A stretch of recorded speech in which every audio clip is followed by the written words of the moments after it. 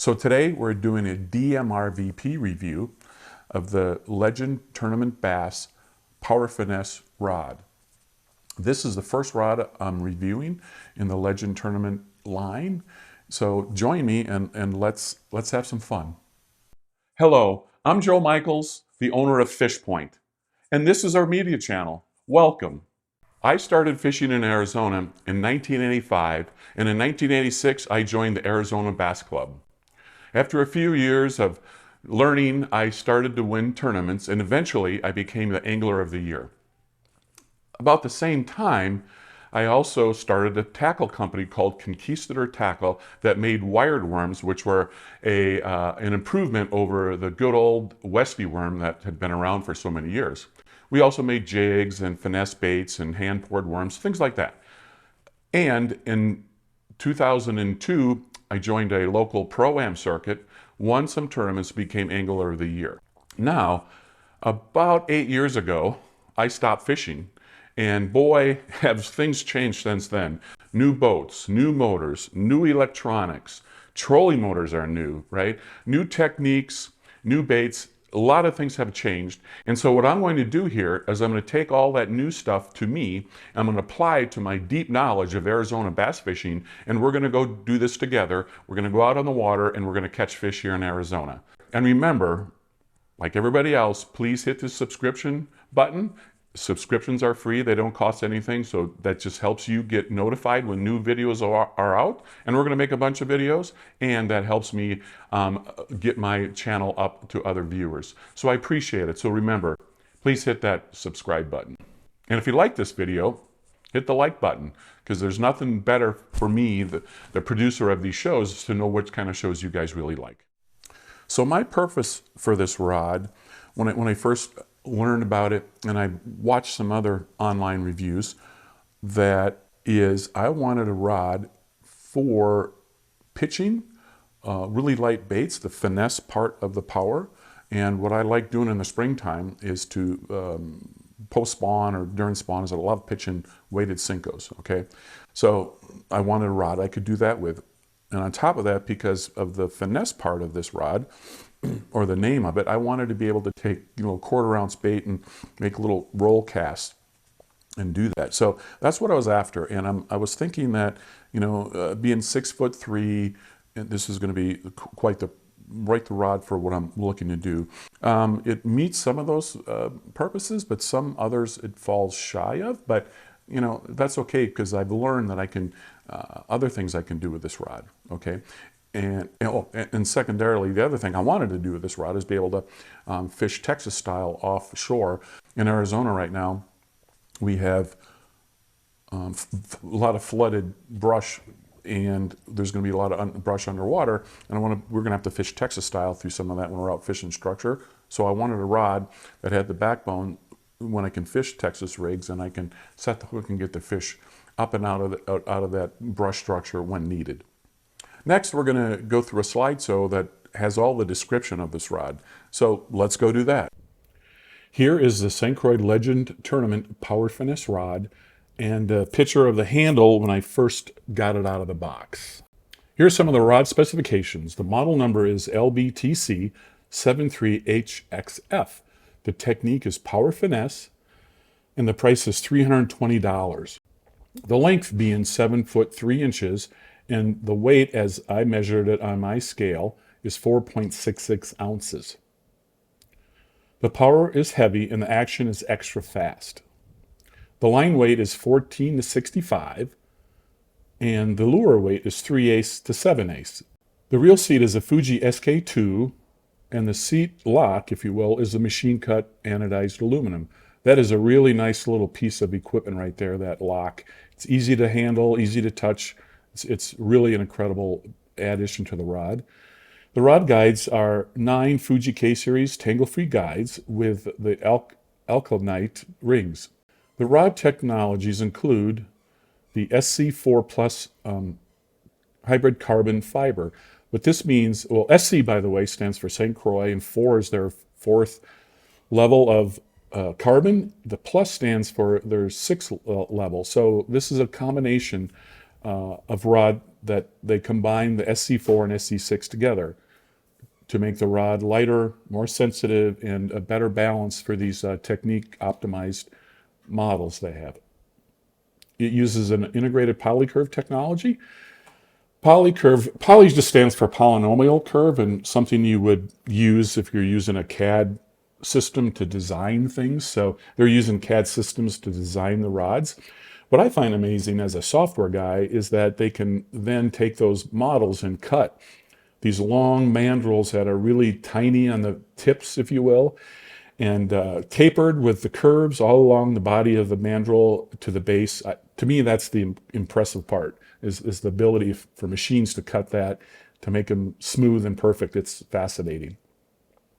They also use art reinforcing technology, which they claim adds up to 10% strength with no increase in the blank. I believe what this means is they'll take some carbon and they'll wrap it in key areas to make it stronger. And finally, the FRS is the fortified resin. They take their super resins with computer-operated curing, which means an oven, and they bake these rods, running them through a curing process at different temperatures. It helps make these rods stronger. All this technology adds up to a 15-year warranty from St. Croix for the owner and anybody who has the rod. So that's pretty impressive. They stand behind the rods for 15 years. That's amazing and incredible, frankly. So let's move on. So now that we have gone over all the description of this rod, I wanted to give you some impressions that I got as soon as I pulled it out of the box or the shipping container. So when I grabbed it, I noticed, wow, this rod is really light. And I thought, well, that was pretty impressive. And I was shaking it, so it's a powerful rod. That's not a great way to really assess it. And we're gonna do some video out in the courtyard where I'm showing you a great way to make an assessment of a rod. This rod at 7'3" is a fantastic rod. It's a heavy rod with an extra fast tip. Let's put this to action. I'm pulling on it. Notice that the rod is bending in the very top quarter, if you will, of the rod. And as I put pressure on it, it stays in that top quarter. And now I'm putting a lot of pressure. I'm really putting some really good pressure on this rod, right? So that fast action tip is working exactly like it's designed. And you've got to have a reel really to do that. So the first thing I want to do is I like to use this reel with a Croix 70 mg. When you stick this reel on this rod, of course it changes the balance, okay? And that's what you would expect. I love this lockdown ring. It's gorgeous. It feels great. Get it nice and tight. So now that reel just changed the whole balance of this rod, and it's an incredible feel. It feels like the tip is lighter than it was when it was without a reel. So keep that in mind. When you look at a reel in a shop, you really ought to take your reels with you. And you ought to stick it on the rod you're looking at. Or the first thing you need to do is when you get it out of the box is put your reel on it and see what it feels like. The next thing is I took it out to the pool because this is going to be sort of a pitching rod. I took it out to my pool and I started pitching with it. And it's incredible how accurate I was.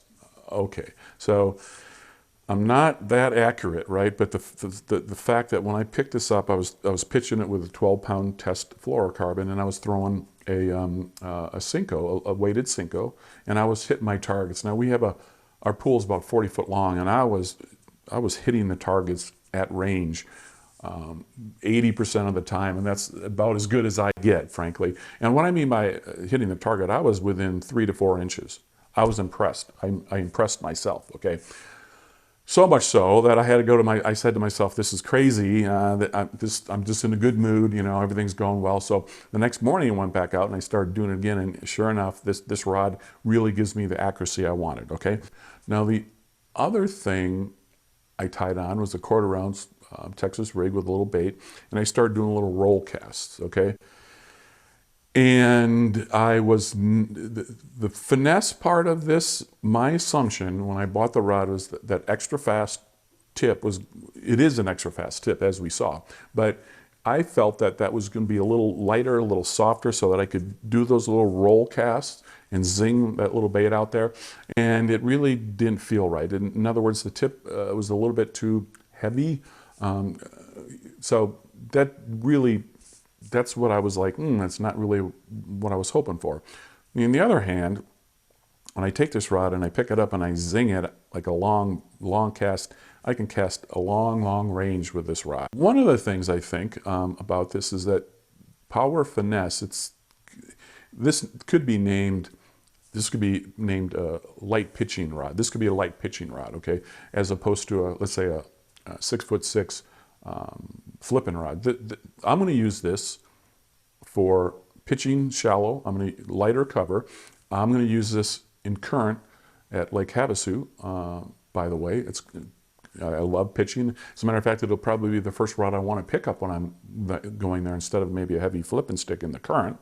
And if I needed to, it can be a backup rod when I'm flipping cover in our other lakes that aren't super heavy and I need that big heavy flipping rod. All right, well, let's do a recap of this review of this rod. But first, let me show you that big fish I caught at Roosevelt Lake. It was back in May, using this rod, pitched in Cincos in the brush. Let's have a look. The first trip I took with this rod was a 2-day trip, and we went to Roosevelt Lake, and the water was flooded. I mean, the lake was flooded, a lot of brush. It was right in May, so it was during the shad spawn, and we were spending our time doing various types of fishing. But one of the things I do in this time of year is I flip and pitch Cincos, weighted Cincos. And so the first day we were going along and we caught a lot of fish, right? They were all the same, 1.5 pounders, maybe one a little bigger than that, but that's generally the case. On the second day, going along, doing the same thing, it was like high noon, a lot of shadowy pockets. You know, there was a little point, a teeny inside point, 2 big bushes, and I pitched up in between the 2 bushes and let that Cinco sink. And the way the weighted Cincos work is they tend to do this kind of stuff. I love that action, and it gets a lot of bites. And sure enough, I pick up this fish. Yeah, I'm sorry I don't have video, but I caught this fish, and the story continues. I set the hook, and after catching all these 1.5 pounders, I go, oh, this is a better fish. This might be a 2-pounder, might be a 2.5 pounder. And then the fish started fighting. I'm like, oh, this is good sized fish. And the next thing I know, it comes up and it turns, and I'm like, oh my God, this is a 4.5 pounder at least. This is a good fish, right? So then the fish is pulling. And I'm bringing it around the backside of the boat, and right next to the boat where I want to land this fish is a big old bush, and that fish is heading right towards that bush. And I'm like, oh my goodness, this 12-pound test line, if I let that fish get in there, he's just going to break me off. So what I was really impressed with, that this rod, you know, I held that fish back. This rod has so much power. Yes, I was worried about the line, but I kept that fish out of that bush so the line wouldn't get tangled. Ended up landing him. It was a beautiful day. It was an awesome 6.5 pounder on this rod, the first trip. What can you ask for? That's amazing, and it was a lot of fun. Well, what is DMRVP? And how do we use it to do a review of a product or a service? DMRVP is a great way to make an assessment. So D is description. Basically, you describe your product or service, like what your senses can see, touch, and feel.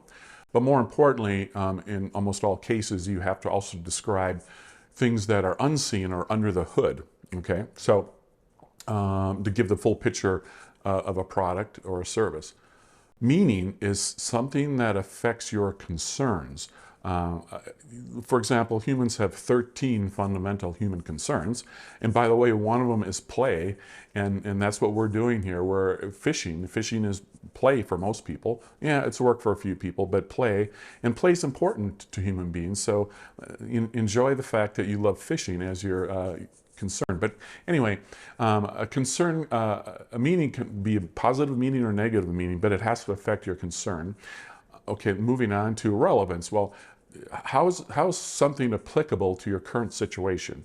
For example, if you're going to go fishing, you know, and you want to go fish for muskie, okay, different than what we're doing here. Well, you got to have the right gear, right, to go fishing for muskie, and so your situation is different than somebody who's going to be fishing for bass, let's say. Now, value is importance, utility, and worth. We're going to keep it simple here, and worth is just what something costs, okay? So we're going to equate worth and cost, but you also judge value of something if it's important to you and does it provide you utility, okay? So we'll talk about that when we describe anything we're trying to do a review of. Finally, a purpose. What is the purpose of the product or the service, and what is the purpose that you're after, okay? So by the way, all of this, when I'm doing DMRVP reviews of these products, is I'm looking at it from my perspective. Like, is it meaningful to me? Does it serve my purpose? Is it valuable to me? Things like that. So hopefully that just gives us a quick overview of what DMRVP stands for, and I hope you understand. So I had provided you the complete description of this rod as best I could. I gave you the specs of the rod. I gave you the under the hood materials and structures and design of the rod. At least my interpretations of why it's built the way it is. That's fantastic. I went to the courtyard and we saw what the rod, how the rod behaves when I put load on the rod. You could see how the extra fast tip operated. I tried to explain as best I could that how much power or force I was putting on that rod, and it was making it react, so you can kind of see how that is. And finally, we went out to the pool, and I was showing you how accurate I was pitching, if you can believe it. So I think that sort of covers the description. Now let's move on to the meaning of this rod. So one of the concerns that I have as a person, early 60s, is the weight of the rod or the fatigue fishing all day, okay? I stand all day, it's better for my back, and if I'm constantly pitching like I want to do with this rod, my shoulders can get sore, my biceps can actually get sore, and my wrists, they can get sore, my hand just gripping the rod. So all that adds up to you want the lightest rod you can afford, okay? And that's what I have here. Now this is a $320 price. Yes, I can buy lighter rods from St. Croix and others. You're just going to pay more. Well, I'm not willing to pay over $300 to $400 is my max where I'm at. And if I pay less for a rod, I'm going to get a little heavier rod. So this $320 range for this rod is about right for me. Pitching, I want accuracy. Okay, this rod gives that to me. Paired up with the right reel, okay, I was shockingly accurate for my ability, which will only get better the more I pitch. So I'm very, very happy about this rod. The action of the tip and it allows me to make those accurate casts with very light weights on a bait and or ones that are a bit more easier to pitch because they're way more. Now the power of the rod, as you saw, with catching that big fish and my little story about that, this rod has the power to do pitching. This rod, by the way, should be called a pitching rod, right? That's what this really is. But the power is there to get the fish out of cover. Maybe not the heaviest cover in the world, but I can certainly do it. I know if I go to Havasu and I go up in the river fishing the current and I pitch the baits along the edge to the tulies, as it comes out, the fish come out and eat the bait, right? And they turn to go back in, I'll be able to manage those fish easily. Even a good size 5-pounder, I'll be able to keep him from going back into the tulies, is my belief anyway. So the power of this rod is just pretty amazing. Another important aspect is the sensitivity for certain types of fishing. So we're gonna have flooded brush, so I can throw this bait, Texas rig, out into the structure, and as I'm pulling it back, I'll be able to tell if my line is in bush, and as I bring that bait through the bush, I'll be able to know when I'm hitting the limbs. And when I do that, I can pop it over a limb and I can let the bait sink right straight down. And then I can lift up and I can feel a fish on. I can set the hook. This rod has enough power to get that hook moving out of the plastic bait into the fish's mouth. And then I have enough power to really get that fish up out of the bushes as best I can. So I'm very, very confident in that. I also know I'm going to like fishing this rod with heavy jigs, 1/2 ounce, 3/4, and 1 ounce jigs. I know that when the bait will hit the ground, the bottom of the lake, let's say, and you might get temporarily lodged or slightly hung up, if I pull on it, I'll be able to sense that right away, and I can give it a little pop and I can get it over if it's not completely lodged in there. Another important thing about that is I'll know that if on the drop, the fish grabs it and I lift up and that rod tip is moving and there's some weight, you know, the pressure bite, I'll note that right away, and I'll be able to reel set, get the fish moving, and probably catch that fish.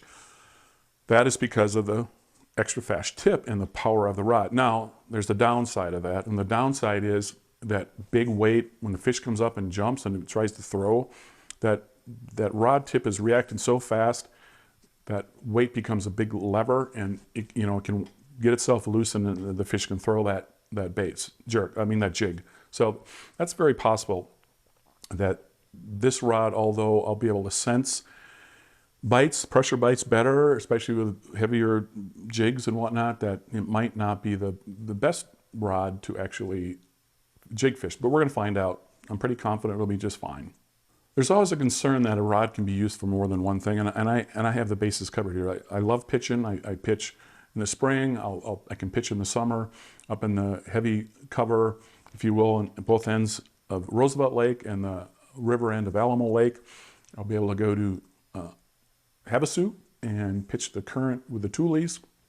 So this rod will get a lot of use. Plus, of course, I can get out there and do the structure fishing, certainly with Texas rigs. So this will be a rod that gets used a lot. Now, what about applicability? Well, right now, as I mentioned a bunch of times, here in Arizona, the lakes have flooded. There's a lot of brush in the water. There's a lot of brush to pitch and flip in the springtime. And even as I fish structure, there's a lot of underwater brush. So this rod will be used very heavily. I'll probably use this more than some other rods I have, given the situation. I love pitching. I do it at night at Canyon, Saguaro, and Apache. I mentioned that probably. And again, I'll be able to do the pitching with Texas-style baits, and believe I have the power to actually set on those fish and get them in the boat. So, you know, this is very applicable to Arizona fishing in the style I like to fish. So the value of this rod, and how do I assess the values? This rod is $320, as mentioned.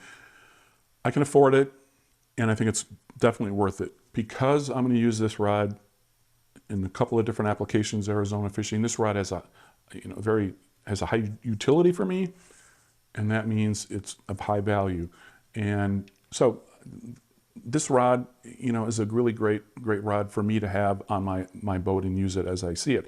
And as I mentioned before, all the purposes: pitching, fishing structure, Texas style, pitching the river, and pitching the bluffs and whatnot. This is a very, very useful rod to me. It'll be on my deck a lot when I'm fishing here in Arizona, because I fish structure. I love fishing shallow. So this rod adds a lot of value, and so I'm very, very satisfied with it so far. And as always, please hit the subscribe button. And if you really like the structure of this review, the DMRVP review, all the things I did in the courtyard and whatnot, please hit the like button. That way I know that these style of reviews are something you like. I want to do more rod reviews, by the way, and I want to apply this type of review to other technology that I'm getting my hands on. So please, if it's important to you to keep seeing them, hit that subscribe, hit the like. Thank you, and have a great day.